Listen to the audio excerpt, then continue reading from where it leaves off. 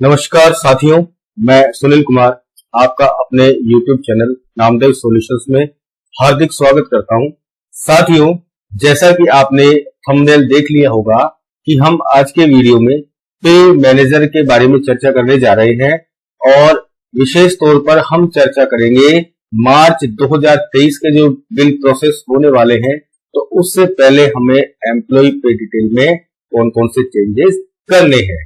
तो साथियों, हम सीधा चलते हैं पे मैनेजर की वेबसाइट पर और वीडियो शुरू करते हैं। तो जैसा कि आप देख पा रहे हैं कि मैं पे मैनेजर के इंटरफेस पर पहुंच गया हूं। मैंने आईडी और पासवर्ड डालकर पे मैनेजर में लॉगिन कर लिया है और अब हम यहां पर चर्चा करेंगे कि साथियों, हमें यहां पर 3 चीजें अपडेट करनी होती हैं। मार्च 2023 का बिल प्रोसेस हो उससे पहले 3 चीजें हमें अपडेट करनी होंगी और एक विशेष जो बात है वो मैं आपको इस वीडियो के एंड में बताऊंगा कि यदि आप वो चीज यहाँ अपलोड नहीं करेंगे, वो कागज, वो डॉक्यूमेंट्स आप पीडीएफ फॉर्मेट में अपलोड नहीं करेंगे, तो आपका बिल जो है वो ऑब्जेक्शन में आ जाएगा। तो आपको इस वीडियो के लास्ट में मैं बता दूंगा।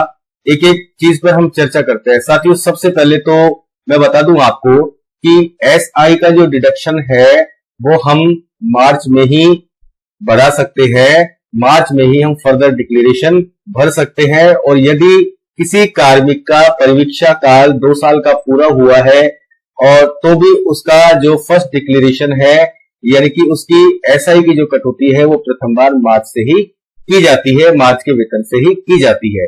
तो आइए चलते हैं एसआई स्लैब के बारे में कि एसआई स्लैब किस प्रकार से निर्धारित किया गया है 7वें वेतनमान में। आप मेरे स्क्रीन पर देख सकते हैं कि यदि आपकी बेसिक 22,000 है तो आप 800 रुपए मिनिमम, और 22,000 से 28,500 है तो 1,200 रुपए, 28,501 से 46,500 रुपए है तो 2,200 रुपए, 46,501 से 72,000 यदि आपका मूल वेतन है तो 3,000 रुपए, और 72,000 रुपए से यदि ऊपर है तो 5,000 रुपए, और यदि फिर भी आप मैक्सिमम कटौती करना चाहते हैं तो 7,000 रुपए आपकी मैक्सिमम कटौती होनी चाहिए।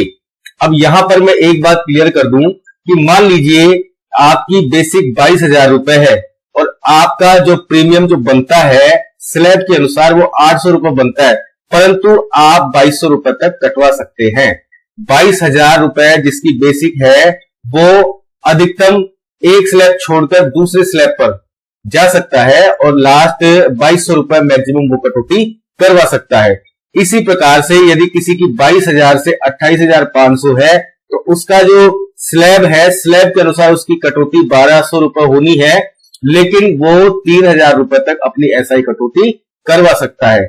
इसी तरह जो 28,500 से 46,500 जिनकी बेसिक है वो 5,000 रुपए की कटौती करवा सकते हैं, और 46,501 से 72,000 रुपए जिनकी बेसिक है वो 3,000 रुपए जो उनका बेसिक के हिसाब से प्रीमियम करता है वो मैक्सिमम 7,000 रुपए तक कटवा सकते हैं। अब 7,000 रुपए का मतलब है कि वो 5,000 रुपए की कटौती भी करवा सकते हैं, 3,000 की कटौती भी करवा सकते हैं और मैक्सिमम 7,000 की कटौती भी करवा सकते हैं।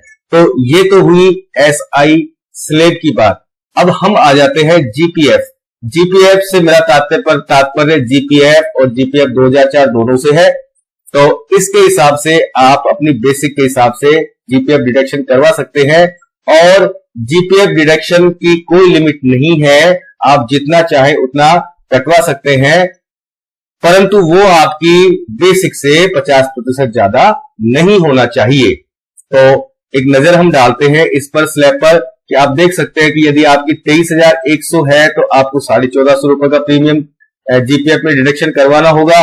इसके बाद में 23,000 से 28,500 है तो आपको 1,625 रुपए का, 28,500 से 38,500 है तो आपको 2,100 रुपए, 38,500 से 51,500 है तो आपका 2,850 रुपए, 51 से 62 है तो 3,575, 62 से 72 है तो 4,200, 72 से 8,000 है तो 4,800, 8,000 से 11,000, 1,16,000, 80,000 से 1,16,000 है तो 6150, और 1,16,000 से 1,67,000 है तो 8900, और इसके बाद में 10,500।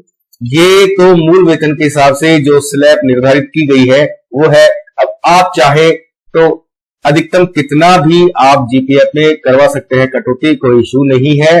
और साथियों मैं एक बात बता दूं कि यदि आपका इनकम टैक्स की जो 80C की जो डिडक्शन होती है उसमें यदि आपका 1.5 लाख नहीं बैठता है तो आप और आपके पास और कोई डिडक्शन नहीं है तो आप एसआई और जीपीएफ कटौती में स्लैब में कटौती बढ़ाकर आप उसे 1.5 लाख की सीमा तक ले जा सकते हैं, ताकि आपको बाद में 1.5 लाख रुपए की जो लिमिट है उसको पूरा करने के लिए और कोई अलग से कुछ इन्वेस्ट नहीं करना पड़े। तो इसलिए आप एसआई और जो जीपीएफ है वो चाहे तो स्लैब से बढ़ाकर भी कटौती करवा सकते हैं। तो दो बातों पर हमने चर्चा कर ली है कि एक तो हम अपना एसआई प्रीमियम रेट जो है वो स्लैब के अनुसार करेंगे, और दूसरा है कि जीपीएफ का भी जो स्लैब है वो हम अपनी बेसिक के अनुसार करेंगे, या कार्मिक यदि अपने को डिक्लेरेशन देता है तो उसके हिसाब से करेंगे। दो चीजें हो गई। साथियों तीसरी चीज मैं आपको बताना चाहूंगा कि अभी हमने जो फरवरी की जो सैलरी बनाई है उसमें अमूमन ये होता है कि हम जो इनकम टैक्स की जो कटौती है वो शुरू में हम कम करवाते हैं, उसके बाद में हम दिसंबर में जब कैलकुलेशन करते हैं तो उसके हिसाब से दिसंबर, जनवरी और फरवरी की कटौती करवाते हैं, जो कि अक्सर दिसंबर, जनवरी, फरवरी के अलावा जो मार्च से और जो नवंबर के जो महीने होते हैं उनसे बढ़ के होती है। तो आप एक बार दोबारा से कैलकुलेट करें, संबंधित कार्मिक से आप कैलकुलेट करवाएं और आप उनसे डिक्लेरेशन लें कि मेरे इस हिसाब से कटौती कर दी जाए। लेकिन मैं ये आपको सुझाव देना चाहूंगा कि मान लीजिए किसी कार्मिक का पिछले सत्र में आयकर 50,000 बना है, तो मैं आपको ये सुझाव दूंगा कि आप उसे 55,000 मानते हुए 10% बढ़ाते हुए और उस हिसाब से आप पर मंथ उसकी कटौती करें, तो ना तो आपको कहीं कोई दिक्कत आएगी और ना उस एम्प्लॉय को एकदम से एक्स्ट्रा टैक्स का भार 3 महीनों में पड़ेगा। तो मेरा सुझाव यही है कि आप जो पिछला जो टैक्स कटा है उसको 10% बढ़ाकर और उसे 12 महीनों में डिवाइड कर और उस हिसाब से आप टैक्स की कटौती शुरू कर दें। तो ये जानकारी जो है वो मैंने आप लोगों को बताई है और आशा करता हूं कि आप लोगों को पसंद भी आई होगी। और यदि आप मेरे चैनल पर पहली बार आए हैं तो प्लीज चैनल सब्सक्राइब करें, वीडियो पसंद आए तो लाइक करें, कमेंट करें, शेयर करें। तो आइए अब हम बात करते हैं कि ये जो डिडक्शन है वो हम कहां पर जाकर किस प्रकार से अपडेट कर सकते हैं। तो उसके लिए साथियों हमें पे मैनेजर पर लॉगिन करना होगा और आप ये चेकबॉक्स आपको यहाँ टिक करना होगा। चेकबॉक्स टिक करने के बाद में आप यह देख सकते हैं टैप में पेमेंट साइट। आप सब बिल बनाते होंगे तो मेरे हिसाब से आपको कोई दिक्कत नहीं आएगी। उसके बाद हम जाएंगे बिल प्रोसेसिंग में और उसके बाद हम जाएंगे सैलरी प्रिपरेशन में, और सैलरी प्रिपरेशन में जाने के बाद हम एम्प्लॉय पे डिटेल्स में जाएंगे। एम्प्लॉय पे डिटेल्स में जाने के बाद में आपके जो श्रीमान डीडीओ है उनके रजिस्टर्ड नंबर पर ओटीपी जाएगा, वो ओटीपी आपको लेना है और उसके बाद ओटीपी सबमिट करना है। तो एम्प्लॉय पे डिटेल हमारे सामने ओपन हो जाएगी। मैं ओटीपी फिल करता हूं और फिर उसके बाद आगे की प्रक्रिया में आपको लेके चलता हूं। तो साथियों मैंने ओटीपी सबमिट कर दी है और आप देख सकते हैं कि जो एम्प्लॉय पे डिटेल है वो हमारे सामने ओपन हो रही है। मैंने एक कार्मिक को सेलेक्ट किया है। अब हम चर्चा करेंगे, बड़ी बारीकी से हम चर्चा करेंगे कि माँ इस कार्मिक की जो 69,200 है बेसिक इनकी 69,200 है, और हम देखते हैं कि एसआई प्रीमियम इनका कितना होना चाहिए। 69,200 का मतलब ये 46,500 से 72,000 के बीच 3,000, यानी कि कम से कम इनका जो बेसिक एसआई प्रीमियम वो 3,000 होना चाहिए, और यहाँ पर एसआई प्रीमियम 5,000 है। तो ये ठीक है मेरे हिसाब से। और अब हम देखते हैं कि जीपीएफ के लिए हम जीपीएफ स्लैब में जाते हैं और 62,000 से 72,000 के आसपास जब हम जाएंगे तो यहाँ 4,200 रुपए है, तो 4,200 रुपए है, और इनकी जो कटौती है वो 10,000 रुपए हो रही है। तो नो इश्यू, कोई दिक्कत नहीं है, हम इस रिडक्शन को भी एज इट इज रहने देते हैं। यदि कार्मिक इसमें करवाना चाहता है या इसको कम करवाना चाहता है तो हम उस आशय का उससे एक प्रार्थना पत्र ले लेंगे और उसके बाद ही हम इसमें कोई चेंजेस करेंगे। यदि कार्मिक हमें कुछ भी प्रमाण लिखित में नहीं देता है कि मेरी जीपीएफ की कटौती बढ़ा दी जाए या कम कर दी जाए, तब तक हम उसकी जो पे डिटेल है उससे कोई छेड़छाड़ नहीं कर सकते हैं। और साथियों, कम से मेरा तात्पर्य है कि जिस स्लैब में वो आ रहा है उस स्लैब में जो निर्धारित कटौती है उससे कम हम नहीं कर सकते हैं। स्लैब के अनुसार कटौती करनी है और यदि कार्मिक बढ़वाता है तो उसके ऊपर हम कितनी भी बढ़ा सकते हैं। अब मान लीजिए कि इसका जो इन महोदय का जो आयकर है वो 17,000 रुपए यहाँ कटा हुआ है और अब मैंने कैलकुलेट किया है तो मैं इनका जो टैक्स है वो मुझे 10,000 रुपए करना है। तो हम एडिट पर, आपको मैं एक बार पुनः दिखाता हूँ कि हम यहाँ एडिट पर जाएंगे और एडिट पर जाने के बाद में यहाँ पर हम देखिए आप स्लैब अमाउंट और फॉर्मूला है, इसमें से हम अमाउंट सेलेक्ट करेंगे और अमाउंट सेलेक्ट करने के बाद में हम यहाँ पर जो अमाउंट हमें अपडेट करना है वो अमाउंट यहाँ भर देंगे और उसके बाद हम इसे अपडेट कर देंगे। अपडेट करने के बाद में एक पॉपअप शो होगा, डिडक्शन अपडेट सक्सेसफुली, और इसके बाद आप देख सकते हैं कि जो टैक्स की डिडक्शन है वो यहाँ पर अपडेट हो गई है। तो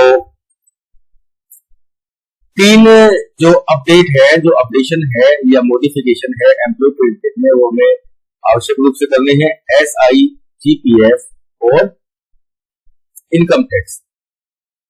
SI का जो डिडक्शन है वो हमें पहले कार्मिक से फर्स्ट डिक्लेरेशन या फर्दर डिक्लेरेशन करवाना है, उसके बाद ही SI में डिडक्शन को बढ़ा सकते हैं। और SI फर्स्ट डिक्लेरेशन और फर्दर डिक्लेरेशन का मैंने ऑलरेडी वीडियो बना रखा है, वो आपको आई बटन पर भी मिल जाएगा, एड स्क्रीन पर भी मिल जाएगा और आपको डिस्क्रिप्शन पर भी मिल जाएगा। अब जो बात मैंने शुरू में कही थी कि एक जो डॉक्यूमेंट्स अपलोड होगा उसके बारे में मैं आपको वीडियो के लास्ट में बताऊंगा।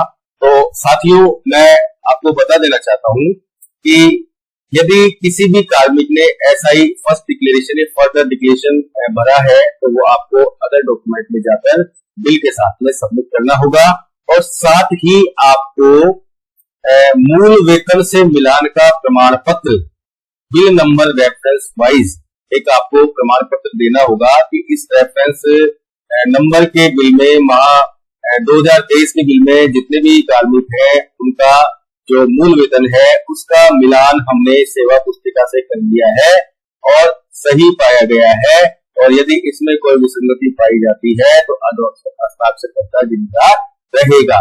ये प्रमाण पत्र आपको बिल के साथ में अटैच करना है। इन दोनों डॉक्यूमेंट्स के अभाव में आपका बिल रिजेक्ट हो जाएगा, रिवर्ट हो जाएगा, आपका सैलरी बिल पास नहीं होगा। तो विशेष सावधानी रखें। वीडियो आपको पसंद आया होगा, यदि आपको कोई समस्या है तो आप मुझे कमेंट बॉक्स में लिख सकते हैं और बहुत ही जल्दी मैं मेरे चैनल का एक व्हाट्सएप ग्रुप भी बना रहा हूं जिससे आप डायरेक्ट मुझे कांटेक्ट कर सकते हैं। और साथियों, मिलते हैं एक नई जानकारी के साथ में अगले वीडियो में, और एक विशेष जानकारी मैं आपको दे दूं कि मैं SNA पर एक सीरीज लेकर आ रहा हूं जिसमें आपको SNA के बारे में सूक्ष्म से लेकर स्थूल तक जितनी भी जानकारी है मैं आपको देने का प्रयास करूंगा। मुझे पता है कि SNA पर YouTube पर ऑलरेडी काफी सारे वीडियो बने हुए हैं, आप लोग SNA पर पिछले काफी समय से काम भी कर रहे हैं, लेकिन जैसा कि मैंने SNA पर काम किया है और मुझे लगा कि यहाँ पर ये दिक्कत आ सकती है, तो उन सभी समस्याओं का समाधान करते हुए मैं SNA की सीरीज लेकर आऊंगा। तो आपका प्यार और आशीर्वाद और सपोर्ट मुझे मिलता रहे, ऐसी मैं आप सभी से कामना करता हूँ। मिलते हैं अगले वीडियो में एक नई जानकारी के साथ, तब तक मेरे चैनल के साथ। नमस्कार, जय हिंद, जय भारत।